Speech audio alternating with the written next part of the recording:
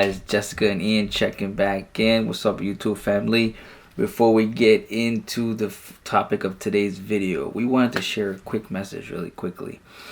The whole point of doing this, guys, releasing content and exposing all kind of stuff, is because we want to free people from the indoctrination of scripture that they have imposed upon their mind. We grew up as Muslims for 25 years. Oh man, I would have never imagined I would be here today posting content like this. Never in my life. Life is a journey, guys. It's full of surprises. I would have never imagined. And at the end of the day, everyone is worried about economic slavery when the biggest form of slavery is enslaving your mind to man-made things and man-made rituals. Guys, we're trying to educate you guys as best as possible and shed light on the truth so people can realize the biggest goal of life is happiness. We need to conquer adversity and be happy. Life is full of obstacles, guys. It has pain, it has sorrow, it has times of depression, anxiety, but at the end of the day, if we can come together and shed positivity so everyone can love themselves and conquer these periods of adversity and understand that we only have one life. Life is a beautiful thing. Guys, dream the dream of life. Fall in love. I am thankful that I was able to fall in love. I had the gift that no one can buy, which is falling in love. It's an experience I wish many people can experience. Guys, ignite enthusiasm, spark curiosity, smile, and let go of the fears they've been selling to you in the form of hell and heaven. These Islamists, these Ali Dawah, these Muhammad Hijab, and other forms of people, they are literally selling you fear. And you're buying it, guys. No one knows what happens after this life. You can only speculate. We can only speculate. You know, at the end of the day, free yourself. Look at the beauty of this world and be happy, guys. Don't let no one take that away from you.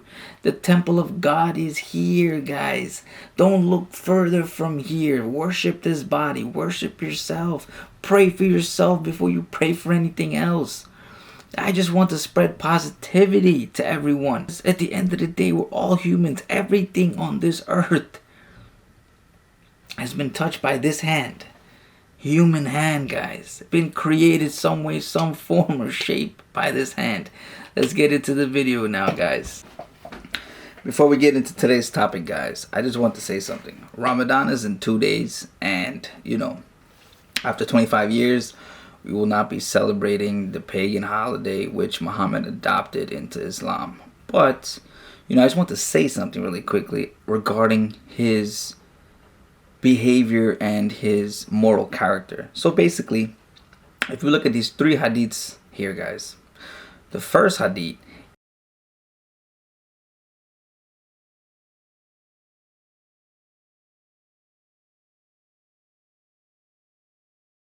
is telling us that when Muhammad finished having sex, he would wash the semen off and then go pray with the same garment. And the other part here says that Aisha, when she sees the semen, she would scrape it off. So think about the type of guy this was. He, during the month of Ramadan, can you imagine? He's just casually having sex, cum stains all over his garment, and he's going over there and praying in the name of Allah. Wow, what a man. What a man. This next hadith here really quickly, guys.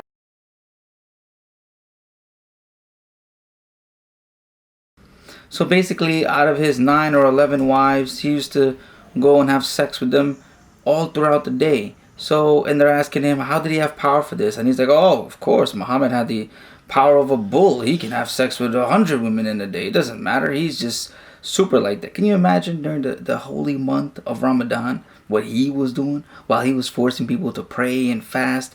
He was going around cum stains and woman to woman to woman to woman to woman, and in between praying and woman. Oh wow, what a moral character. So just imagine where we're grown up, and we grow up and we're taught to be these righteous people and follow this systematic fasting and prayer and this holy month and all the rewards Allah is going to give us. And Years later, you find out, oh God, this is a super pagan holiday which has nothing to do with God. And at the same time, when we examine Muhammad as a moral character, he's over here displaying disgusting acts. I feel sorry that women have to read and see these type of things. And I would say this too. I hear Islamic scholars or people who quote unquote study hadiths, and this is what they'll say.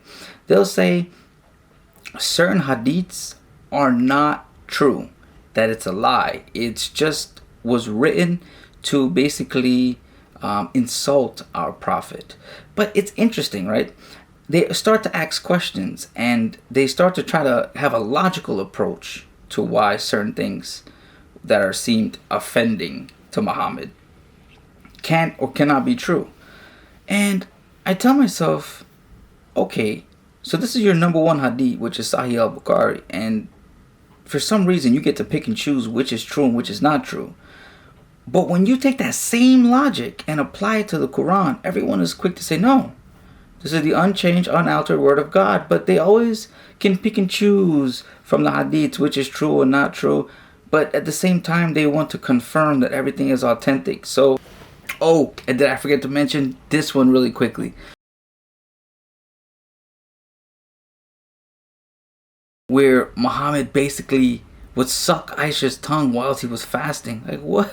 What is this, guys? What is this? Can you imagine what he was doing in the month of Ramadan? He was probably laughing at everyone whilst they were fasting and praying. And he was just running around doing a whole bunch of sexual acts and nonsense. He was probably sneaking in a little grapes, a little drink when no one was looking and everything like that. But that's that. So today, guys, I want to talk about how Allah is actually a pagan god. And everyone made a mistake and reinterpreted what Muhammad initially meant. So let's take a little quick dive down history really quickly. And let's try to uncover the truth about this Allah. Okay. Let's take a brief look at the Jewish tribal society of Old Europe and Old Arabia so we can understand the history of the Old Testament. This is important because Islam adopts the Jewish and Christian doctrines as part of their religious ideology. Therefore, if we can understand the past better, we see that Muslims have confused Allah with something other than what Muhammad really meant.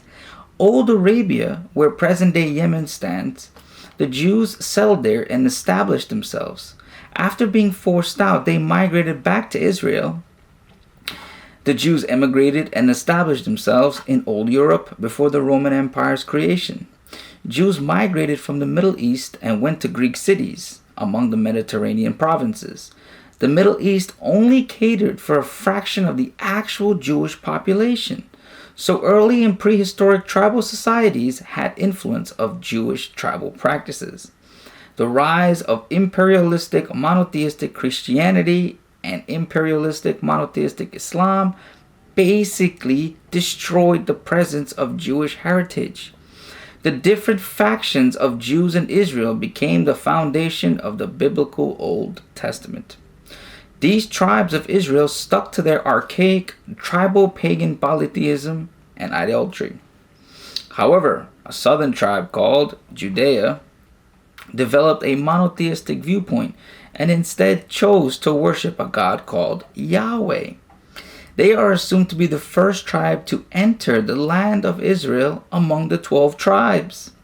Now, after all the battling, we are left with something called the Kingdom of Judah, which is the remaining tribes uniting under one house before the Babylonians exiled them.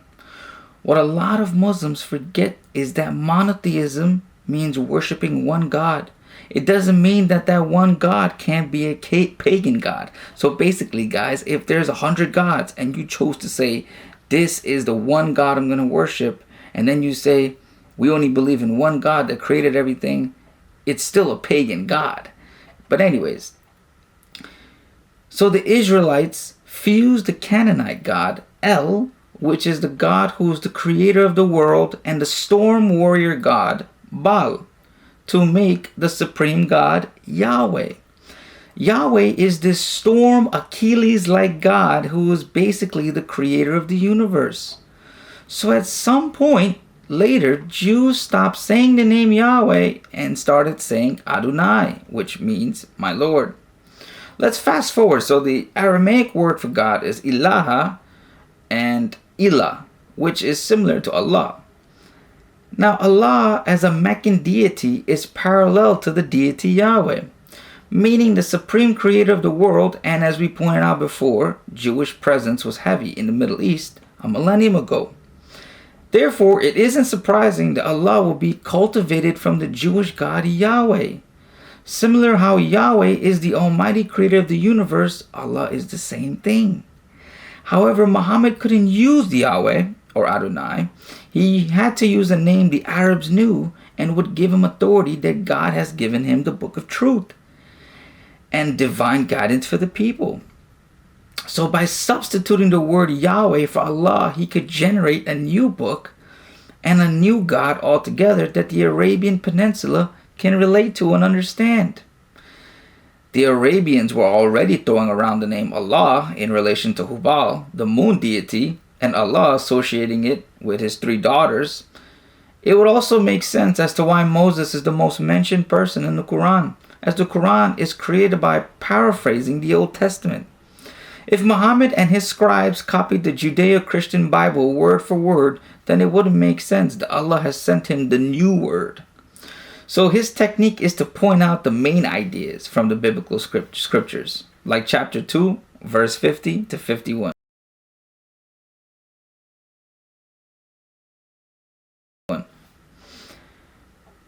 And remember when we parted the sea, rescued you, and drowned Pharaoh's people before your very eyes. And remember when we appointed 40 nights for Moses. Then you worshipped the calf in his absence, acting wrongfully.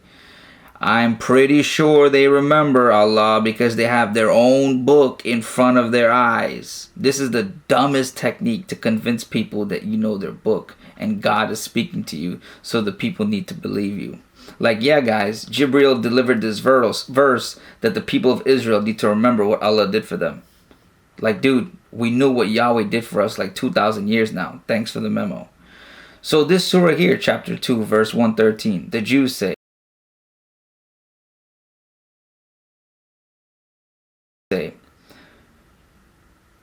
the Christians have nothing to stand on, and the Christians say, the Jews have nothing to stand on. Although both recite the scriptures, and those pagans who have no knowledge say the same about the people of the faith.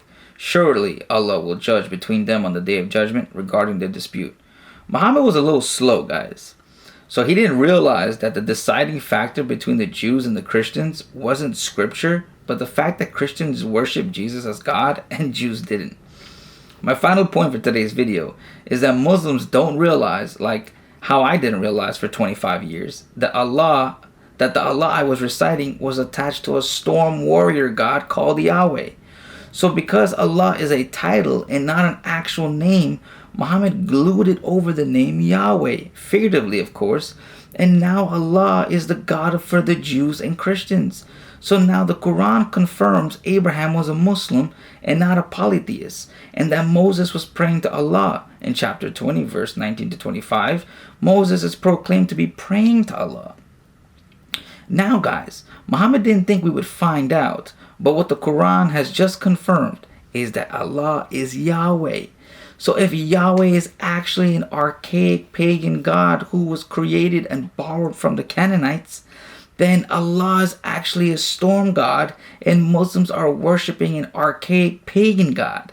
Yahweh would go on to represent the idea of one ultimate creator of the universe and not an idol, which is where Allah would also borrow that representation.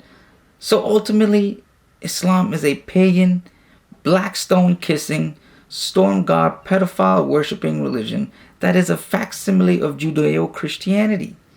Modern day Muslims like Ali Dawah, Muhammad Hijab, and charlatan doctors like Zakir Naik, who, by the way, guys, was a childhood hero for me when I grew up. But when I realized that he regurgitates hogwash and is a big dummy and just speaking nonsense, it broke my heart.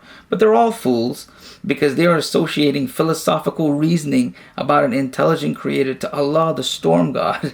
Like, guys, these people have lost their mind. So guys, I wrote that piece to give clarity on who Allah is and what He is and where the lineage of this pagan god Allah comes from. We see when we take some footsteps back and go back into history, we can see that the lineage and the heritage of the Jewish society is exposing that the Quran is affirming that Allah is a pagan deity named Yahweh. So Yahweh is Allah.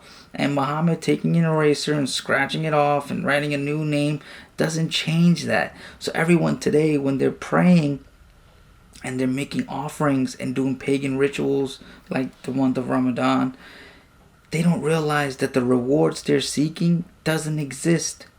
The heaven and hell, the Islamic heaven and hell, does not exist. It's a lie made up by Muhammad because he wants people to know that after everything that they go through in the harsh terrain of the Arabian desert, people didn't have water or food, they were struggling, that there's a better place than this.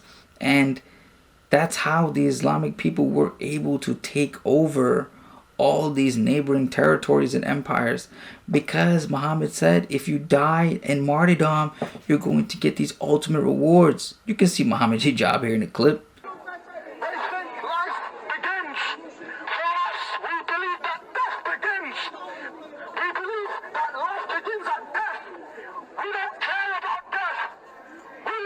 Do great things because they're worried about Jannah, they're worried about heaven, they're worried about this paradise where they're going to get all these rewards. That's how he was able to win these wars, by making people feel like, hey, yo, look, you can die, accept death because life is better than this. But wait, he made a trick first, and he said that you can't commit suicide. So because if everybody killed themselves to try to go to paradise, then at the end of the day we might not have any humans left. So they make sure to give that little fine print there. When you read the fine print, you cannot kill yourself. You gotta follow all the rules, and then you'll get your reward. Everything is about rewards in the Quran. The Quran is all about scare tactics, always telling you about hell and always telling you about rewards. It's baiting you. Everyone that believes in Islam is literally believing in a reward-based system. And guys, you know, when we examine all the great pieces of literature and history, from folklore to religious scriptures, we see that humans have this motif, you know, this very repetitive type of pattern where they're always attaching a human personality to God. Every time they speak of God, God has some sort of personality that is a direct correlation of a human being. And, you know, anger, hate, lust, vengeance, etc., etc. And we can see Allah is a carbon copy of Yahweh when we see the personality attached to him, this human personality, where Allah is a vengeful God, just like Yahweh. He's always trying to deliver vengeance if you don't follow the rules, because you're going to end up in hell or you're going to be tortured forever. And if you do the right things, he's going to reward you. And when you have people who are apologists or people that are trying to defend their God, Allah, and other type of gods, they don't understand that when they use philosophy and reasoning, they are literally diverging from this fake God that they're worshiping and believing they're going to get all these rewards from, because the creator of this universe, if you believe in the Big Bang, you believe the Big Bang has a personality, a human personality. So it's that this is a human-based creation because of this personification, because there's this personality, and because everything has to be about, oh yeah, God has morality, and God is worried about this, and God gets angry, and yeah, what are they talking about? This is all adult children's stories, guys, and it looks so foolish when they try to defend it.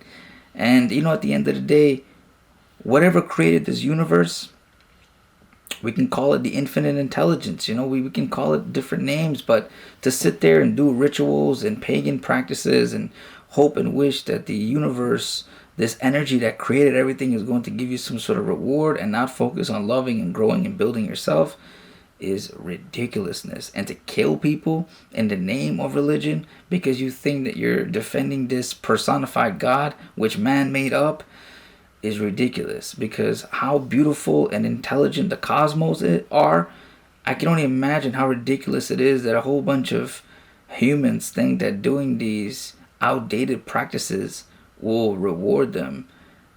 But nonetheless, guys, thank you for watching. Bye, guys. Bye, guys. Love for me and Jess. Stay tuned for the next video. Hope you guys enjoyed it.